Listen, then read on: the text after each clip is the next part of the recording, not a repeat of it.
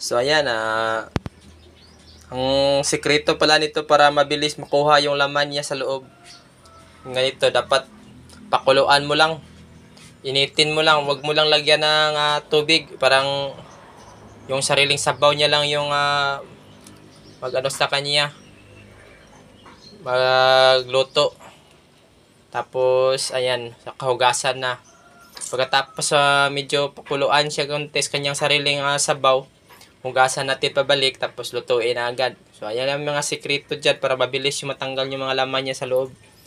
Kasi pag hinugasan mo yan ng tabang, matagal din yan makuha yung laman niya sa loob, mga kaoki.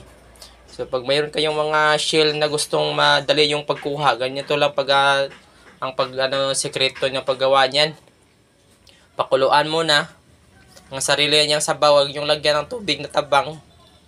Ayan, makukuha niya yan, lalabasin niya mamaya. Kita niyo mamaya, pakita ko sa inyo yung yung resulta niya, mga kaoki.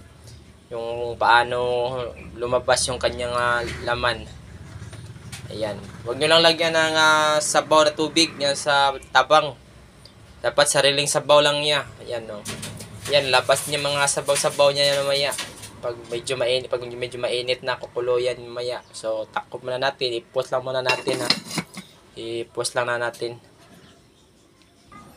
So, ito na mga kaoki. Yung sinabi ko kanina, mga kaoki, na pakuluan lang. Yan, kumukulo na. Ayan, kumukulo na sa sarili niyang sabaw niya, no? Ibig sabihin, ang sabaw na yan ay maalat pa rin. Dagat pa rin yan.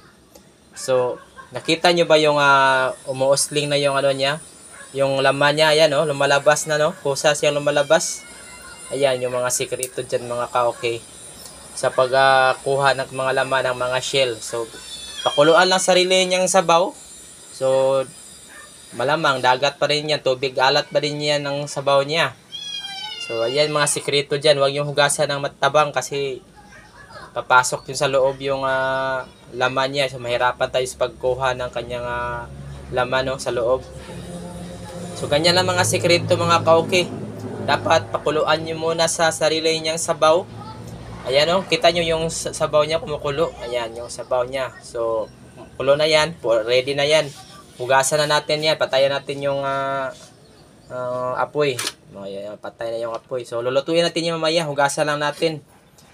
So, pero bago ko yan gagawin, mga kaoki, balik muna ako doon sa trabaho ko, mga kaoki. Kasi nagkilaw ako dito, mga kaoki, sa labas. Yan, mga kaoki, nagkilaw ako. Psst, tiger! Yung pagkakinain na yung mga kinilaw ko dito.